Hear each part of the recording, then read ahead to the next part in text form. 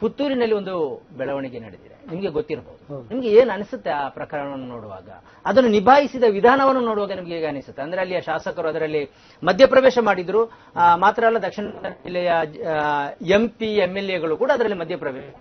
ಇಡೀ ಬೆಳವಣಿಗೆಯನ್ನು ನೋಡಿದ್ರೆ ನಿಮ್ಗೆ ಏನ್ ಅನಿಸುತ್ತೆ ಅಂತ? ಪುತ್ತೂರು ಅಂದ್ರೆ ಈಗ ಅಶೋಕ್ ರೈ ಅನ್ನುವ ಒಂದು ಹಂತಕ್ಕೆ ಬಂದಿದೆ. ಇತ್ತೀಚೆಗಂತೂ ಅಶೋಕ್ ರೈ ಅವರು ತುಂಬಾ ಸುದ್ದಿಯಲ್ಲಿದ್ದಾರೆ.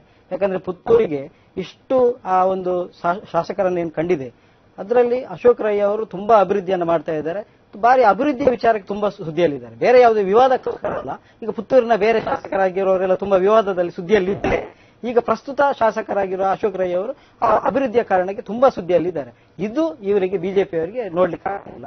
ಈ ಕಾರಣಕ್ಕೋಸ್ಕರ ಏನಾದ್ರೂ ಒಂದು ಪುತ್ತೂರಲ್ಲಿ ಮಾಡಬೇಕು, ಒಂದು ವಿವಾದವನ್ನು ಹುಟ್ಟು ಹಾಕಬೇಕು, ಏನೋ ಒಂದು ಷಡ್ಯಂತ್ರದ ಭಾಗ ಅಂತಲೇ ಹೇಳ್ಬೋದು. ಯಾಕಂದ್ರೆ ಮೊನ್ನೆ ನಡೆದ ಘಟನೆಯಲ್ಲಿ ಯಾವುದು ಬಾರಿ ಒಂದು ಕನ್ಕ್ಲೂಷನ್ ಬರ್ಲಿಕ್ಕೆ ಆಗ್ಲಿಲ್ಲ ಅವರಿಗೆ. ಅವರು ಬಾರಿ ಏನೋ ಒಂದು ದೊಡ್ಡ ಪ್ರಕರಣವಾಗಿ ಹೆಣಿಲಿಕ್ಕೆ ನೋಡಿದ್ರು, ಆದ್ರೆ ಅವರಿಗೆ ಅದರಲ್ಲಿ ಯಶಸ್ಸನ್ನು ಕಾಣಲಿಲ್ಲ.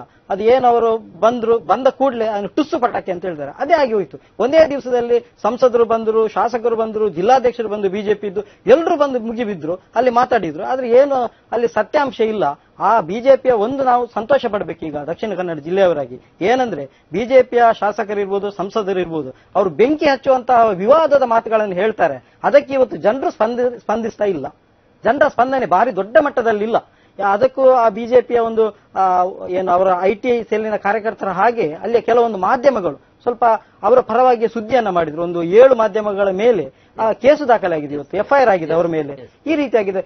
ಈ ಜಿಲ್ಲೆಯ ದೊಡ್ಡದೊಂದು ಮಾಧ್ಯಮ ಅವರ ಹೆಸರಲ್ಲಿ ಕೂಡ ಒಂದು ಫೇಕ್ ಅನ್ನ ಸುದ್ದಿಯನ್ನ ಮಾಡಿದ್ರು ಪುತ್ತೂರಿನ ವಿಚಾರವಾಗಿ. ಅವರು ಹೇಳಿದ್ರು ಇದು ನಮ್ದಲ್ಲ, ನಮಗೂ ಇದಕ್ಕೂ ಈ ಸುದ್ದಿಗೂ ನಮಗೂ ಸಂಬಂಧ ಇಲ್ಲ. ಅಂದ್ರೆ ಮಾಧ್ಯಮ ಇರ್ಬೋದು, ಜನರು ಇರ್ಬೋದು, ಎಲ್ಲರೂ ಇವತ್ತು ಶಾಂತಿಯನ್ನು ಬಯಸ್ತಿದ್ದಾರೆ. ಇದೆಲ್ಲ ಸೂಚನೆ ಏನಂದ್ರೆ ಜನರು ಶಾಂತಿಯನ್ನು ಬಯಸ್ತಾ ಇದ್ದಾರೆ. ಇಂತಹ ಗಲಾಟೆಗೆ ನಮ್ಗೆ ಬೇಡ. ಒಟ್ಟಿನಲ್ಲಿ ಬಿಜೆಪಿಗೆ ಪುತ್ತೂರಿನ ಘಟನೆ ದೊಡ್ಡ ಹಿನ್ನಡೆ. ಇದು ಅವರದ್ದು ಪರಿಸ್ಥಿತಿ ಹೇಗಿದೆ ಅಂದ್ರೆ, ಇದು ಜೋರು ಹಸಿದವನಿಗೆ ತಂಗಳನ್ನ ಸಿಕ್ಕಿದ್ರು ಸಾಕಂತೆ ಹಾಗಾಗಿದೆ. ಇದೊಂದು ಸಣ್ಣ ಒಂದು ಘಟನೆ ಸಿಕ್ಕಿತ್ತು, ಅದನ್ನೇನು ದೊಡ್ಡದು ಮಾಡಿದ್ರು. ನಾನು ಕೇಳುದೇನಂದ್ರೆ, ಈಗಿನ ಅಲ್ಲಿ ಸಂಸದರು ಹೋಗಿ ಮಾತಾಡಿದ್ರು ಚೌಟರ್ ಅವರು, ಅವ್ರ ಮೇಲೆ ಎಲ್ರಿಗೊಂದು ಗೌರವ ಭಾವನೆ ಇತ್ತು. ಯಾಕಂದ್ರೆ ಅವರು ಏನೇ ಇರಲಿ, ಯಾವುದೇ ಪಕ್ಷದಲ್ಲಿ ಇರಲಿ, ಆದ್ರೆ ಅವರು ಮಾಜಿ ಒಂದು ಸೈನಿಕರು, ಅವರು ಶಿಸ್ತುಬದ್ಧವಾಗಿ ಇರುವವರು, ಅವರ ಜೀವನ ಶೈಲಿ ಶಿಸ್ತು, ಅವರ ಮಾತು ಶಿಸ್ತು, ಅವ್ರ ಮಾತು ಕಡಿಮೆ ಅಂತೆಲ್ಲ ಒಂದು ಒಳ್ಳೆಯ ಭಾವನೆ ಇತ್ತು. ಆದ್ರೆ ಮೊನ್ನೆ ಪುತ್ತೂರಿನ ಘಟನೆಯಲ್ಲಿ ಅವರು ಹೋಗಿ ಅಲ್ಲಿ ಅವರ ಬಗ್ಗೆ ಇದ್ದಂತಹ ಗೌರವನ್ನೆಲ್ಲ ಕಳೆದುಕೊಂಡ್ರು. ಅವರೇನು ಮಾತಾಡಿದ್ರು, ಕೋಮು ಪ್ರಚೋದನಕಾರಿಯಾಗಿ ಮಾತಾಡಿದ್ರು. ಇದು ಒಟ್ಟಿನಲ್ಲಿ ಚೌಟರ್ ಇರ್ಬೋದು, ಯಾರೇ ಇರ್ಬೋದು, ಇವರು ಎಲ್ಲರೂ ಒಂದೇ ಮರದ ಈ ಫಲಗಳು. ಅಂದ್ರೆ ಬಿಜೆಪಿ ಎನ್ನುವಂತ ಆ ಮರದ ಹಣ್ಣುಗಳು ಇವರು ಎಲ್ಲ ಒಂದೇ ರೀತಿ, ಅದರಲ್ಲಿ ಏನು ಭಿನ್ನ ಏನಿಲ್ಲ. ಸಂಸದರು ಇರ್ಬೋದು, ಶಾಸಕ ಎಲ್ಲರೂ ಒಂದೇ ರೀತಿ ಕೋಮು ಪ್ರಚೋದನೆಯನ್ನ ಸಣ್ಣ ಘಟನೆ ದೊಡ್ಡದು ಮಾಡ್ಕೊಂಡು ಅದರಿಂದ ರಾಜಕೀಯ ಲಾಭವನ್ನು ಪಡಿತಾರೆ. ಆದ್ರೆ ಈ ಬಾರಿ ಅವರು ಹಿನ್ನಡೆ ಆಯ್ತು.